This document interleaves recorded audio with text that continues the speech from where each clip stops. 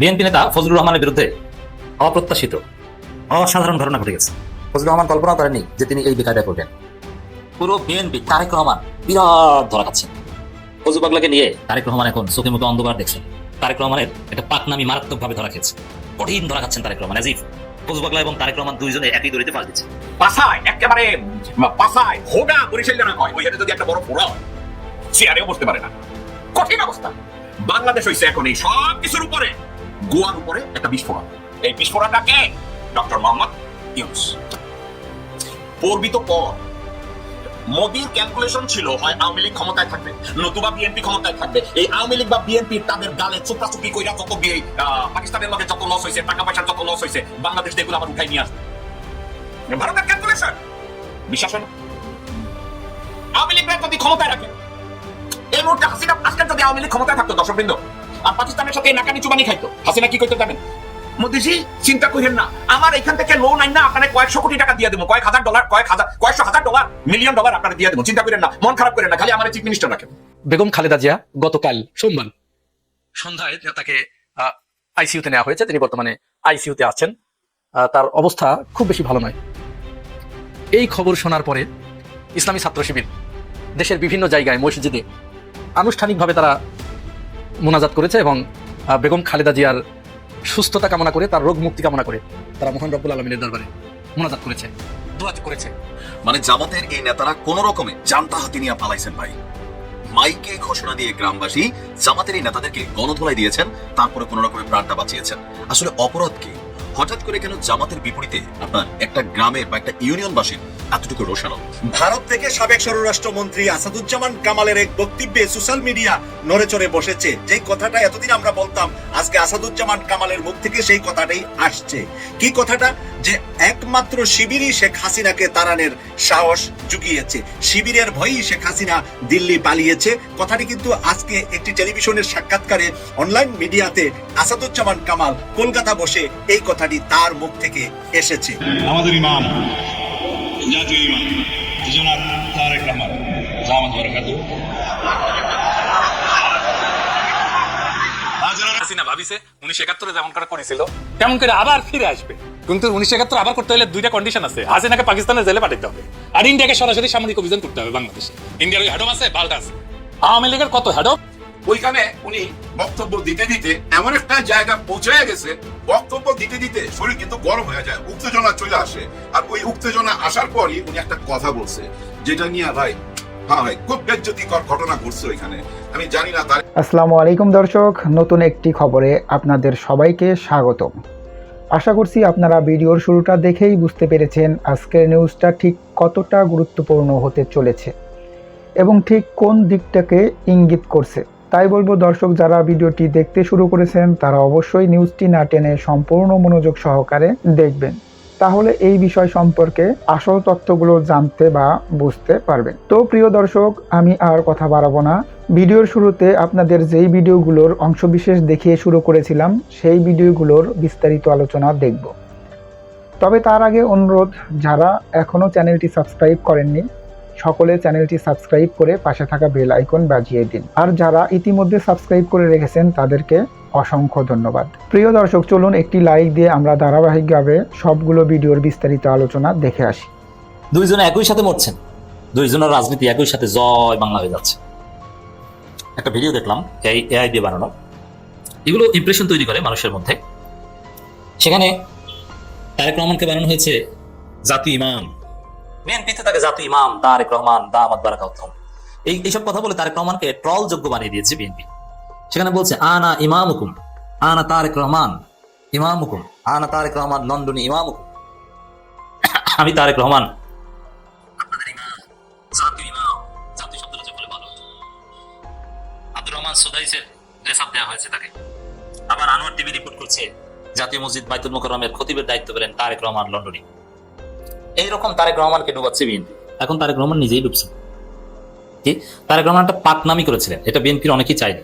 বিশেষ করে বিএনপির যারা 24-এর চেতনায় বিশ্বাস করে, যারা ভারতের আধিপত্যবাদের বিরুদ্ধে সোচ্চার, যারা আওয়ামী লীগকে দেখতে পারে না, তরুণ প্রজন্মের, তারা খুব ক্ষুব্ধ তারেক রহমানের এই সিদ্ধান্তে। যেমন ছাত্রদলের হামিম থেকে শুরু করে মায়ের বা ছাত্রদলের তরুণরা, এরা সবাই এই ফজলু পাগলাকে পাগলা বলে। এবং হামিমের সেই বক্তব্য আপনাদের নিঃসন্দেহে মনে আছে যে তিনি ছাত্রদলের নেতা স্পষ্ট বলেছিল টেলিভিশন টক শোতে, ওয়ান্স আওয়ামী লীগ অলওয়েজ আওয়ামী লীগ।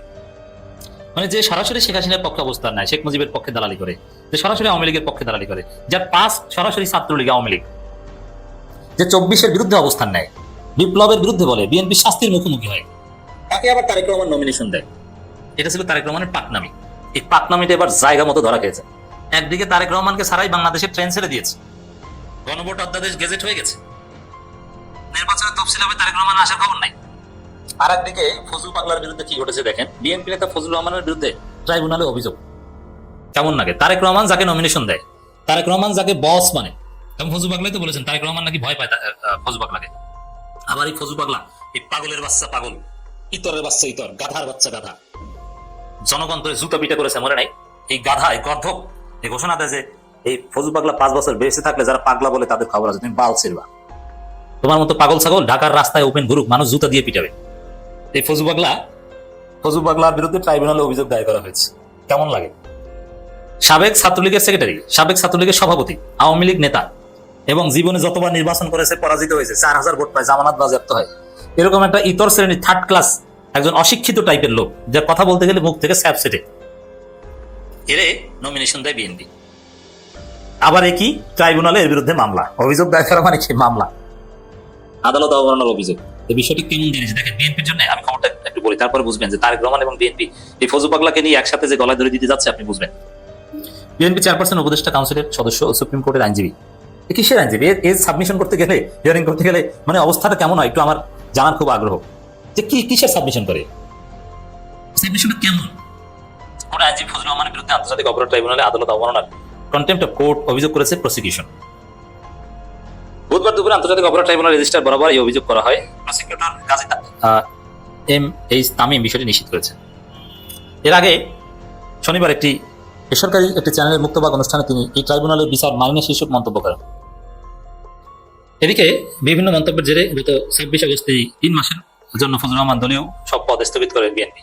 পদ স্থগিত থাকা অবস্থায় কিশোরগঞ্জ 4 আসন থেকে প্রাথমিকভাবে তাকে নমিনেশন দেয় বিএনপি। এখন দেখেন, এই ট্রাইব্যুনালের বিচার মানি না, তাহলে এখানে বিএনপির সাথে রিলেট করেন। বিএনপি কোন দল? হাসিনার ফাঁসি মানি না দল। আবার বলেন, বিএনপি কোন দল? হাসিনার ফাঁসি মানি না দল। বিএনপির এমপি ক্যান্ডিডেট লেজিসলেচার সম্ভাব্য কে? হাসিনার ফাঁসি মানি না নেতা। বুঝতে পারছেন? হাসিনার ফাঁসি মানি না, এই কোর্ট বাতিল করবে। শুধু এটা কি বলেছে? অভিযোগ যারা করেছে প্রসিকিউশন টিম, তারা কি বুঝে শুনে অভিযোগ করেনি? এই কোর্ট এই বিচার মানি না, এই কোর্ট বিএনপি ক্ষমতায় গেলে বাতিল হয়ে যাবে। এখন কি দাঁড়ালো যে বিএনপি কোন দল? হাসিনার ফাঁসি মানি না দল, ট্রাইব্যুনাল মানি না দল। কেমন লাগে তারেক রহমান? আপনি এই যে আর 2-4 মিলে যাচ্ছে। তারেক রহমান হাসিনার ফাঁসির রায়ে কোনো কথা বলে নাই, বিএনপি দল হিসেবে কোনো প্রতিক্রিয়া দেয়নি। ব্যক্তিগত সালাউদ্দিন আহমেদ একটু হোমসাং প্রতিক্রিয়া দিয়েছে। তাহলে বিএনপি কোন দল? হাসিনার ফাঁসি মানি না দল। বিএনপি কোন দল? এই ট্রাইব্যুনাল মানি না দল। বিএনপি কোন দল? এই কোর্ট বাতিল করবে ক্ষমতায় আসলে এই দল। কেমন লাগে? ভোট জনগণ পিছন থেকে ঢুকিয়ে দিবে, ব্যালট পেপারে ভোট দিবে না, বিএনপির পিছন থেকে ভোট ঢুকিয়ে দিবে। আওয়ামী লীগের দালালি করবেন, ভারতের দালালি করবেন, হাসিনার পক্ষে বলবেন, গণহত্যাকারীর পক্ষে অবস্থান নেবেন, আবার জনগণের কাছে ভোট চাইবেন। ফাজলামি মারাইতেছেন বাংলাদেশে। এই ফজলু পাগলার কারণে আজকে বিএনপি লজ্জিত। বিএনপির স্থায়ী কমিটির 2 জন সদস্য আমার খুব ক্লোজ, ভাইস চেয়ারম্যান, উপদেষ্টা, এরকম অনেকের সাথে ঘনিষ্ঠ চা খাই। বিএনপির লোকজন লজ্জিত, যার মিনিমাম এথিক্স আছে, যিনি জিয়াউর রহমানকে, খালেদা জিয়াকে মিনিমাম ভালোবাসেন। তারেক রহমান এই পাকনামিতে তিনি বিতর্ক, আমরা জানি। ছাত্রদলের সাবেক বর্তমান অনেক নেতাদের সাথে আমাদের খুব ঘনিষ্ঠ বন্ধুত্ব। ফজলু পাগলাকে নিয়ে তারা লজ্জিত যে আমাদের মান সম্মান সব ধুলায় মিশাচ্ছে। কিন্তু তারেক রহমান চিন্তা করেছিল জামাতের বিরুদ্ধে বলার জন্য এরকম একজন দরকার আছে, কিন্তু আপনার টোটাল দলকে যে ডুবাচ্ছে এটা আপনি দেখেন না। এই ধরনের পাকনামির রাজনীতি। তারেক রহমান একজন ব্যর্থ নেতা, জীবনে কোনো সফলতার এক্সাম্পল নাই তারেক রহমান। আবার এই নমিনেশন দেয় ফজলু পাগলা। তারেক রহমান স্মার্ট নেতা হলে ফজলু পাগলাকে লাইফ থেকে বের করে দিত বিএনপি থেকে। এখন ট্রাইব্যুনালে কিন্তু একটা আইন আছে, সেটা হচ্ছে কেউ যদি কারো ট্রাইব্যুনালে যদি কারো বিরুদ্ধে অভিযোগ দায়ের করা হয়, চার্জশিট দাখিল করা হয়, তাহলে কিন্তু তিনি নির্বাচন করতে পারবেন না এবং তার চাকরিও থাকবে না। এখন অনেকে বলছেন যে ফজলুর রহমান তো নির্বাচন করে শেষ। না, ফজলুর রহমান নির্বাচন করে শেষ না, কারণ ওটা হচ্ছে মানবতা বিরোধী অপরাধের অভিযোগে চার্জশিট দেওয়া হয়। আর এখানে মানবতা বিরোধী অভিযোগ দায়ের করা হয়নি, কোর্ট অফ কন্টেম্পট। এখন আদালত অবমাননা, আদালত অবমাননার শাস্তি হয়তো এসে সরি বলে যাবে, ক্ষমা চেয়ে যাবে, মাপ চেয়ে যাবে, এই তো হবে হয়তো এইটা।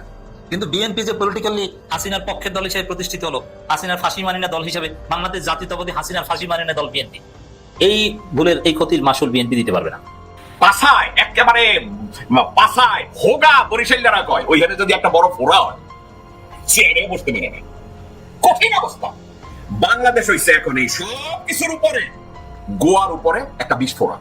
এই বিস্ফোরণটাকে ডক্টর মোহাম্মদ ইউনূস পর্বিত পর মোদির ক্যালকুলেশন ছিল হয় আওয়ামী লীগ ক্ষমতায় থাকবে নতুবা বিএনপি ক্ষমতায় থাকবে। এই আওয়ামী লীগ বা বিএনপি তাদের গালে চোপড়াচুপড়ি কইরা যত পাকিস্তানের লগে যত লস হয়েছে, টাকা পয়সার যত লস হয়েছে, বাংলাদেশ এগুলো আবার উঠাই নিয়ে আসবে।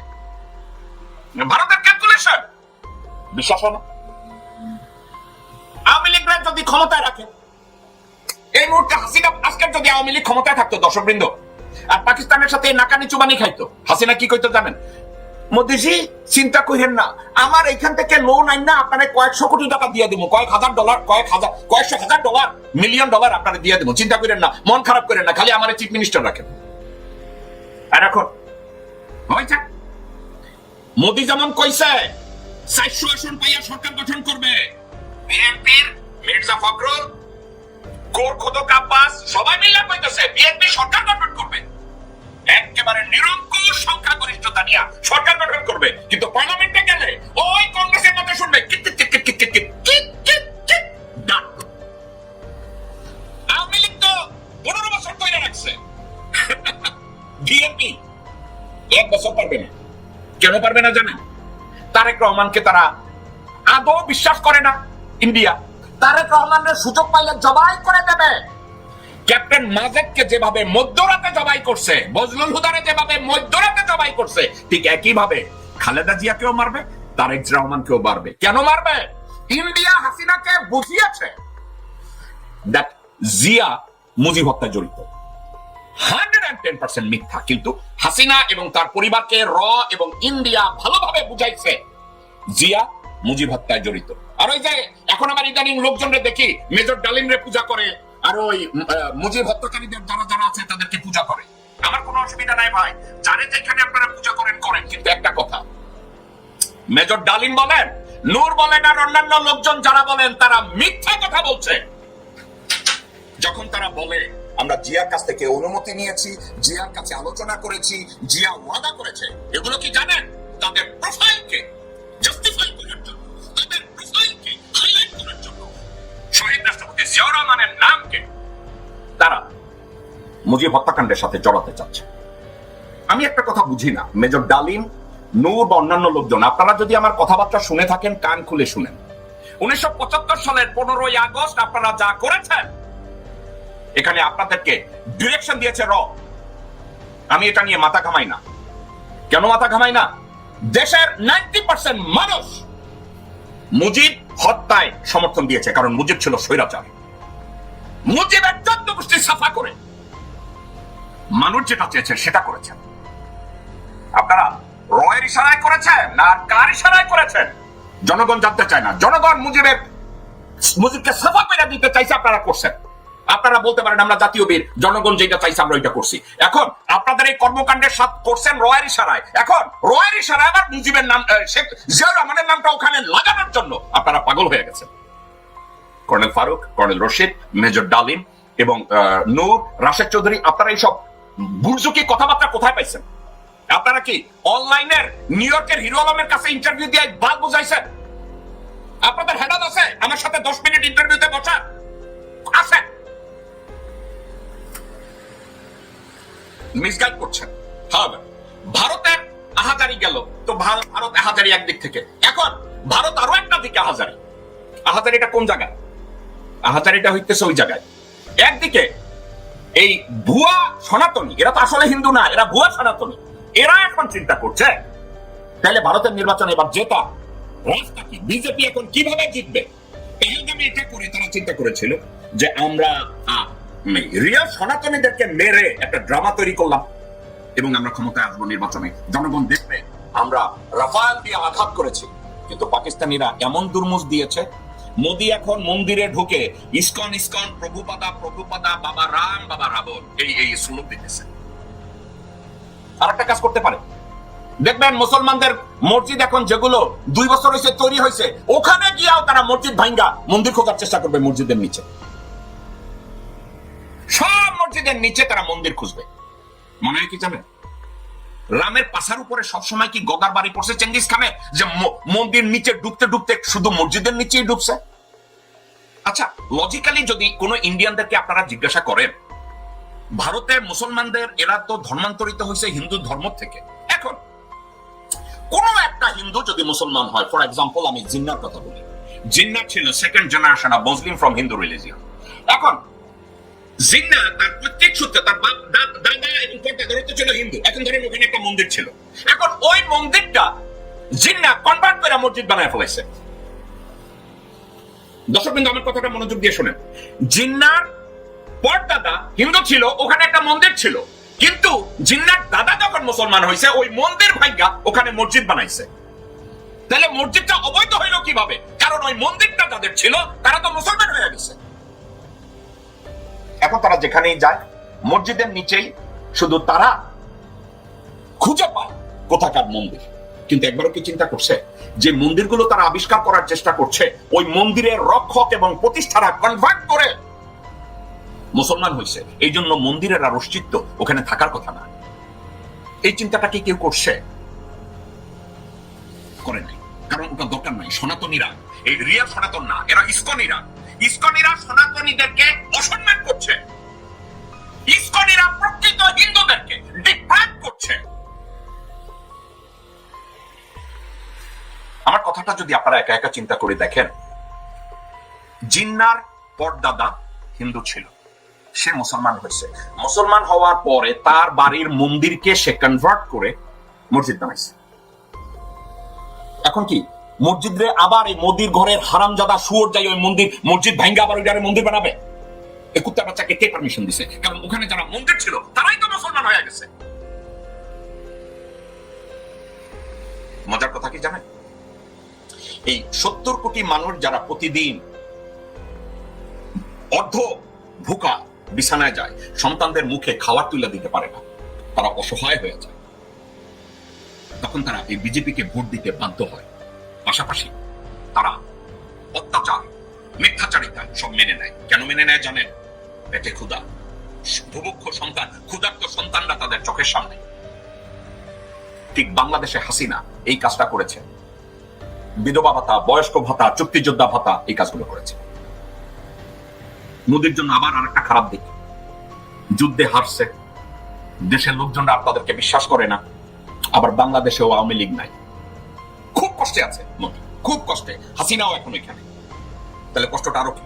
আওয়ামী লীগের কার্যক্রম, আওয়ামী লীগ দল হিসাবে তাদেরকে কিন্তু নিষিদ্ধ করে নাই, আমি গেজেট দেখলাম, সবকিছু দেখলাম, তাদেরকে নিষিদ্ধ করে নাই, তাদের কার্যক্রম নিষিদ্ধ করছে যতক্ষণ পর্যন্ত গত 17 বছরে যত পাপ, যত অন্যায়, যত খুন, যত গুম, যত দুর্নীতি যা কিছু করেছে এর বিচার হওয়ার আগ পর্যন্ত তাদের কার্যক্রম নিষিদ্ধ করেছে।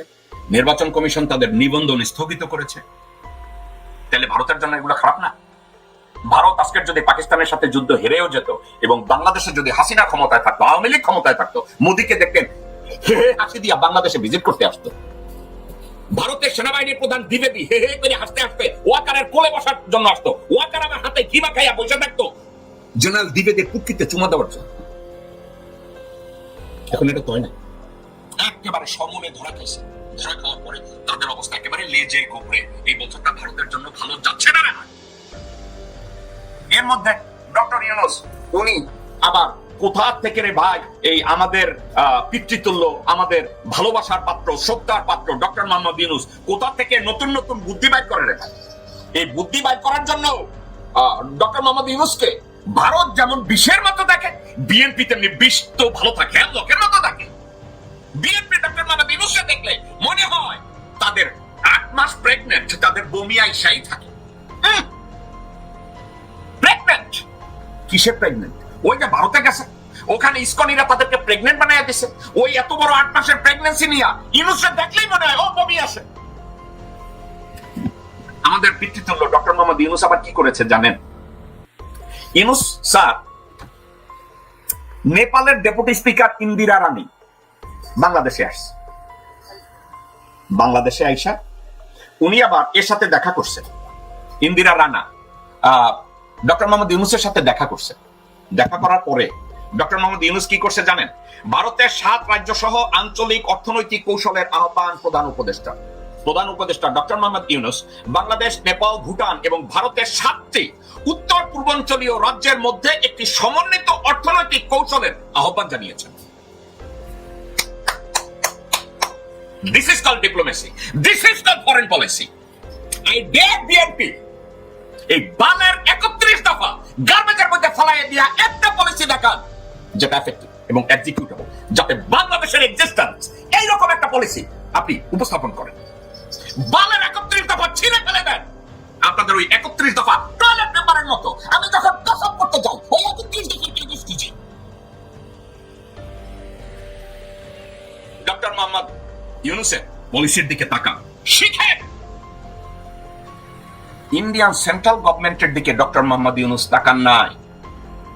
এখন বলবেন ওই 7 রাজ্য কি কেন্দ্রীয় সরকারকে বাদ দিয়ে আসবে কি আসবে না, দ্যাটস নট দ্য ইস্যু। একটা স্বাধীন সার্বভৌম দেশ বাংলাদেশে বসে উনি নেপাল, ভুটান এবং ভারতের 7টি রাজ্যকে আহ্বান করছেন একটা সমন্বিত অর্থনৈতিক কৌশল যোগ দেওয়ার জন্য। চালাকিটা বুঝেছেন? স্মার্টনেসটা বুঝেছেন? বিএনপি এই চেটের বালের আকল বুদ্ধি আপনাদের আছে নাই। আপনারা হইছেন বান্দা বুঝেন? এক মহিলারে বিয়ে করছেন, তাই বাচ্চা কাচ্চা দিতে পারবে না। আপনারা হইছেন ওই বন্দা। আর পুরুষ হইলে আটকুরা। তারেক রহমান আটকুরা, আর আসছে কতগুলো আটকুরা যাগো মাথায় খালি এই 31 দফার মতো বাল দফা বাইর হয়, যেটা শুধু টয়লেট পেপারের কাজে লাগে। দর্শক বিন্দু, আমি কেন ইমোশনাল হয়ে কথাটা বলছি? ডক্টর মোহাম্মদ ইউনূসের পলিসিটার দিকে তাকান। এলন মাস্ক এবং আমেরিকান ইকোনমিস্ট এবং বিশ্বের ইউরোপিয়ান কান্ট্রিজের জার্নালিস্ট তারা বলে যে ডক্টর মোহাম্মদ ইউনূস কত দূরদর্শী প্রজ্ঞাবান একজন মানুষ। উনি চায়না গিয়ে 7 সিস্টারের কথাটা উল্লেখ করছে। কই, উনি অন্য সিস্টারদের কথা কয় না। 7 সিস্টার ডক্টর মোহাম্মদ ইউনূস জানে কোন জায়গায় গুটিটা বসাতে হবে। উনি ডায়লগটা থ্রো করেছে চায়না থেকে এবং পারপোজলি করেছে। আর বিএনপি বালের 31 দফা নুরুনু সাবাল নিয়ে বসে আছে।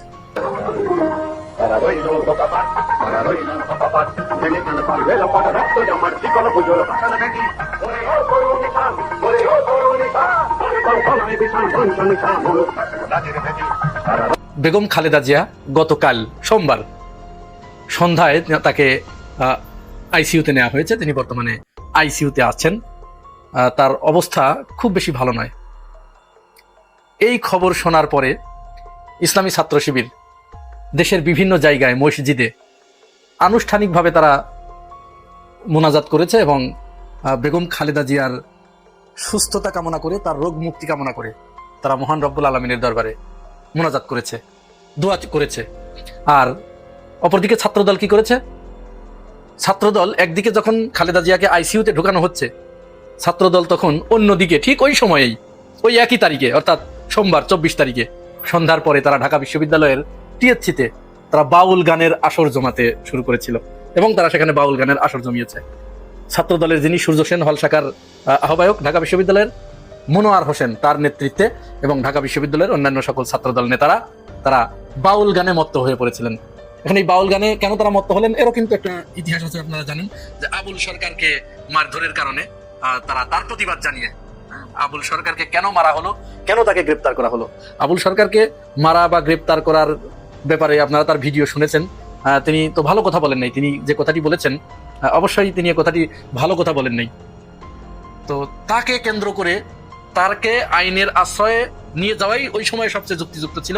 কারণ তিনি যদি ওই সময় পুলিশ, আইন শৃঙ্খলা রক্ষাকারী বাহিনী তাকে যদি হেফাজতে না নিতেন, তাহলে তো পরিস্থিতি অন্য কিছু হতে পারত।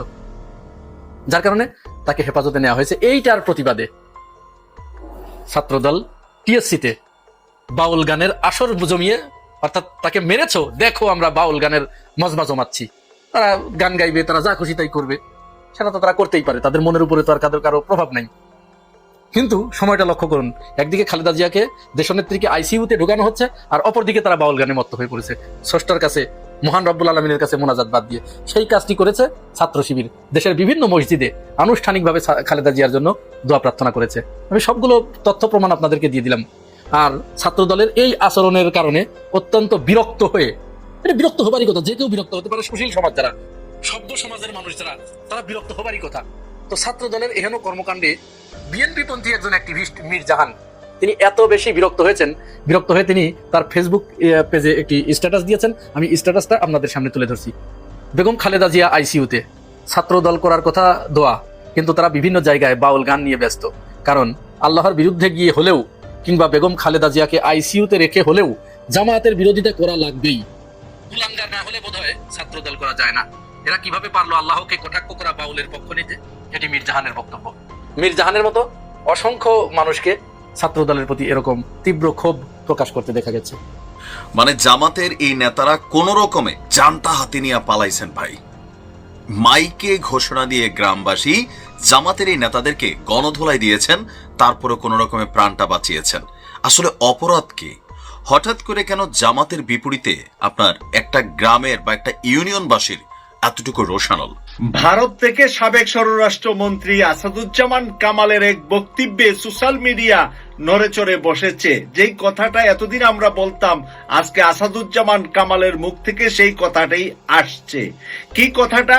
যে একমাত্র শিবিরই শেখ হাসিনাকে তাড়ানোর সাহস জুগিয়েছে, শিবিরের ভয়েই শেখ হাসিনা দিল্লি পালিয়েছে। কথাটি কিন্তু আজকে একটি টেলিভিশনের সাক্ষাৎকারে অনলাইন মিডিয়াতে আসাদুজ্জামান কামাল কলকাতা বসে এই কথাটি তার মুখ থেকে এসেছে। আমাদের ইমাম, জাতীয় ইমাম জনাব তারেক রহমান দামাত বারাকাতুহু